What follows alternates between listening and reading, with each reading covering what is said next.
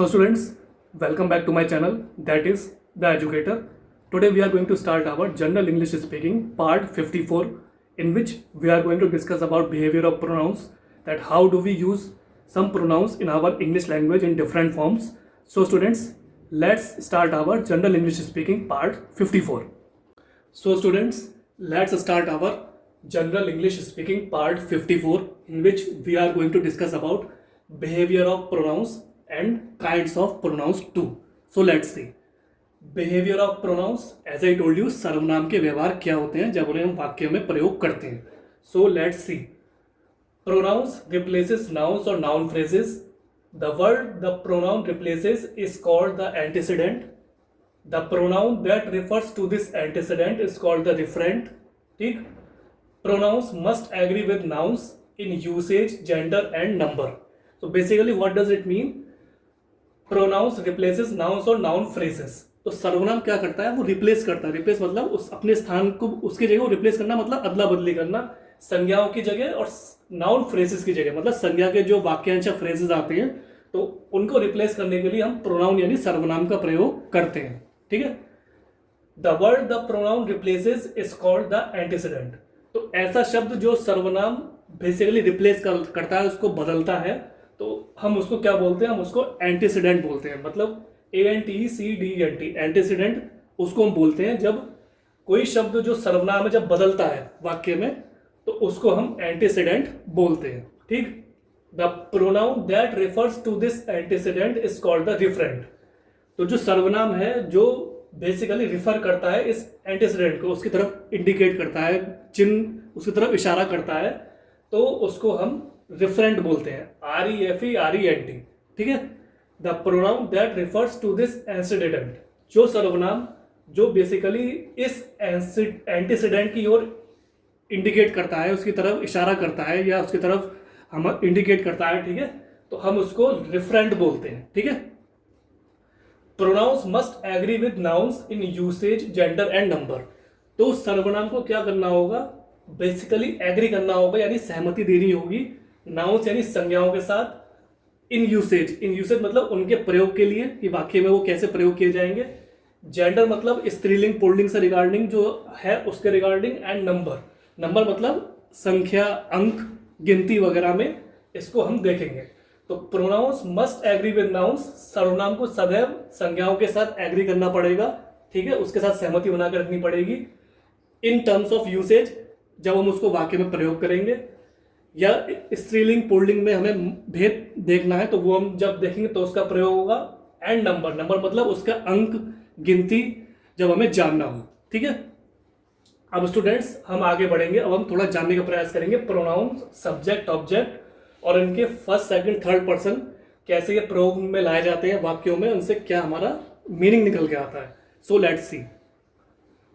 Pronoun. ठीक है. ये मैंने शॉर्ट में PRON लिखा है, ये प्रोनाउन है. ठीक है. सब्जेक्ट, ऑब्जेक्ट, पजेसिव, रिफ्लेक्सिव, ये बेसिकली काइंड्स ऑफ प्रोनाउंस है जो मैंने आपको पढ़ाए थे. ठीक है. अब प्रोनाउन में अब आप आएंगे इसमें पर्सन, सिंगुलर, प्लूरल. ऑब्जेक्ट के नीचे भी आपका सिंगुलर प्लूरल आएगा जो मैंने शॉर्ट में लिखा है. पजेसिव के नीचे भी सिंगुलर प्लूरल आएगा. रिफ्लेक्सिव के नीचे भी सिंगुलर प्लूरल आएगा. ठीक है. तो इसमें क्या होगा, प्रोनाउन के नीचे पर्सन यानी व्यक्ति, first person, second person, third person जो वर्ब की फॉर्म्स होती हैं वही इसमें भी आएंगी. ठीक है. उसके नीचे ये सब चीजें आपको मैं समझाऊंगा. ठीक है. अब देखते हैं. तो सब्जेक्ट यानी विषय के नीचे आपका सिंगुलर प्लूरल आ गया. तो फर्स्ट पर्सन में क्या होगा, जो पहला पर्सन होगा, जैसे आई हो गया, तो उसके जब आई यानी मेरा, तो उसका प्लूरल फॉर्म में क्या हो जाएगा, वो वी हो जाएगा. आई का मतलब मेरा और वी का मतलब हम सबका, हमारा. ठीक है.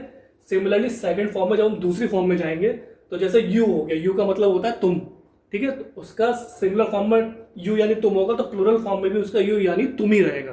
ठीक. थर्ड पर्सन यानी जब तीसरा व्यक्ति जब इसमें आएगा तो उसमें क्या होगा, सिंगुलर फॉर्म में ही, शी, इट. ही मतलब मेल पर्सन के लिए ही इज अ बॉय, वह एक लड़का है. शी इज अ गर्ल, तो ये फीमेल पर्सन के लिए. इट मतलब ये, it belongs to that person, ये चीज उसको बिलोंग करती है, तो इट मतलब ये होता है. तो सिंगुलर फॉर्म में ये हो गया. प्लूरल फॉर्म में हम इसको क्या बोलेंगे, दे बोलेंगे. तो उसको हम दे यानी वे, दे को हम इंडिकेट करेंगे. किसी चीज को हमें इंडिकेट करना है तो हम दे का प्रयोग करते हैं. दे का मतलब हो गया वे लोग या वे. ठीक है. सिमिलरली यहां बढ़ते हैं. ऑब्जेक्ट, ऑब्जेक्ट में जब हम आगे आएंगे तो इसमें भी आपका सिंगुलर प्लूरल फॉर्म हो गया, आपने देख लिया। मी जो होता है, मी मतलब मेरा, कभी कभी हम मी का प्रयोग करते हैं तो मी मतलब इसका प्लूरल फॉर्म में हो जाएगा अस, अस मतलब हम सबका या हमारा, ठीक। यू तुम, और प्लूरल फॉर्म में भी आपका यू हो जाएगा यानी तुम, ठीक है। हिम मतलब इट बिलोंग्स टू हिम, ये मेल पर्सन के लिए होता है, हम उसको बेसिकली डिनोट करते हैं कि इट बिलोंग्स टू हिम, ये उसको बिलोंग करता है, तो हिम एक मेल पर्सन के लिए हो गया, मतलब उसका या उसकी, ठीक है। देम मतलब इट बिलोंग्स टू देम, ये उन सबको बिलोंग करता है यानी उन सबको, तो उसको हम देम, ये देम बन जाएगा आपका प्लूरल फॉर्म में, ठीक है। हिम हर, हर मतलब फीमेल पर्सन के लिए, इट मतलब ये, तो हिम हर इट जो होगा सिंगुलर फॉर्म में, तो प्लूरल फॉर्म में आपका देम में कन्वर्ट हो जाएगा, ठीक है। फिर आता है आपका पॉसेसिव और रिफ्लेक्सिव प्रोनाउंस, ठीक। सिंगुलर और प्लूरल फॉर्म में, यहाँ भी सिंगुलर और प्लूरल फॉर्म में आ गया। तो आप यहाँ देख सकते हैं माई, माइन मतलब मेरा या मेरा, कभी कभी हमें सेंटेंस में हम माई का यूज करते हैं, कभी कभी हम माइन का भी यूज कर लेते हैं, ठीक है। इसका मतलब बेसिकली होता है मेरा, माई मेरा, माइन भी मेरा, ठीक। तो इसको प्लूरल फॉर्म में हो जाएगा आवर और आवर्स मतलब हमारा और हम सबका, ठीक है। योर, योर्स क्या हो जाएगा, योर मतलब तुम्हारा और योर्स मतलब भी तुम्हारा, तो ये भी आपका प्लूरल फॉर्म में हो जाएगा योर योर्स, तुम्हारा और तुम्हारा, ठीक है। हिज हर क्या होगा, हिज हर जो आपका होगा, हिज मतलब एक मेल पर्सन के लिए, तो हर ये आपके हो गया, हर हो गया फीमेल पर्सन के लिए, तो ये आपका बन जाएगा प्लूरल फॉर्म में देयर मतलब उन सबका। हिज हर आपका प्लूरल फॉर्म में देयर बन जाएगा यानी उन सबका।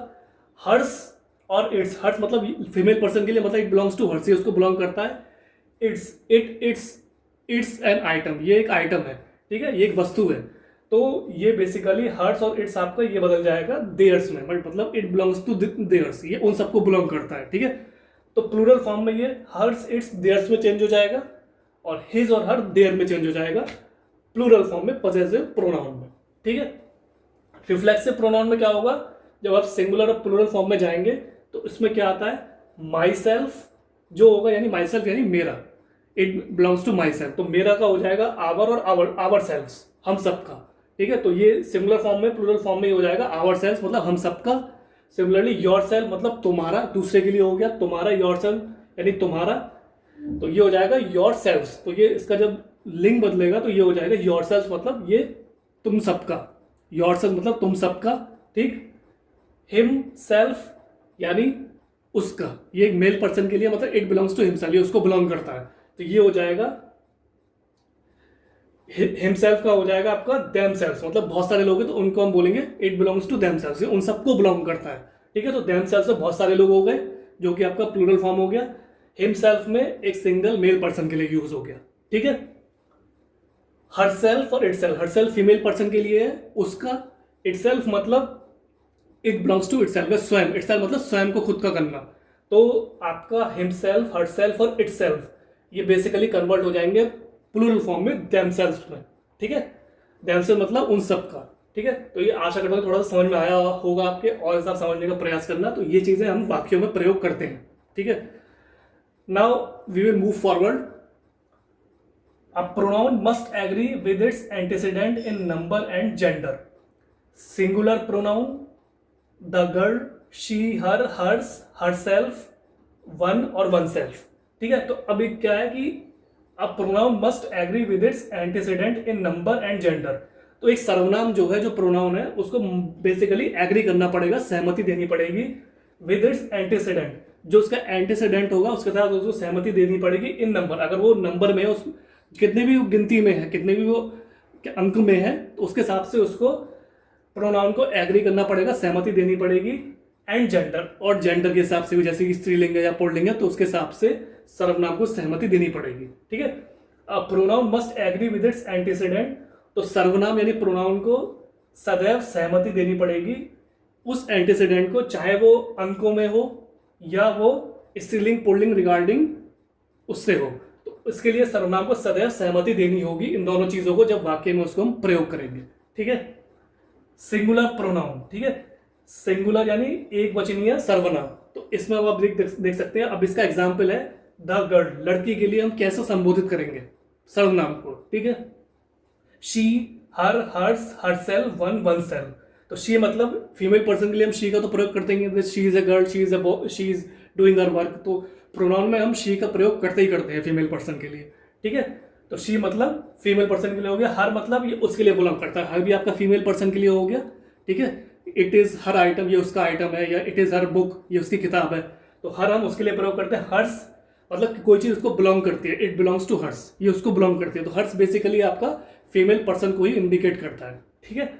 हरसेल्फ मतलब उसका, तो ये सेंटेंस भी आपका फीमेल के रिगार्डिंग रहेगा, मतलब हरसेल्फ यानी उसको ही ये बिलोंग करता है, ठीक है। तो फीमेल पर्सन हो गया।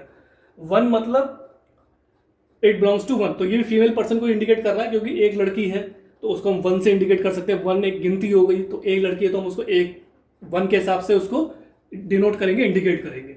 वन सेल्फ मतलब it belongs to oneself, तो वन सेल्फ बेसिकली एक सिंगल पर्सन के लिए है कि वो अपने हिसाब से कैसे उसको ये चीज़ बिलोंग कर रही है। वन सेल्फ ये उसको ही बिलोंग करती है, ठीक है।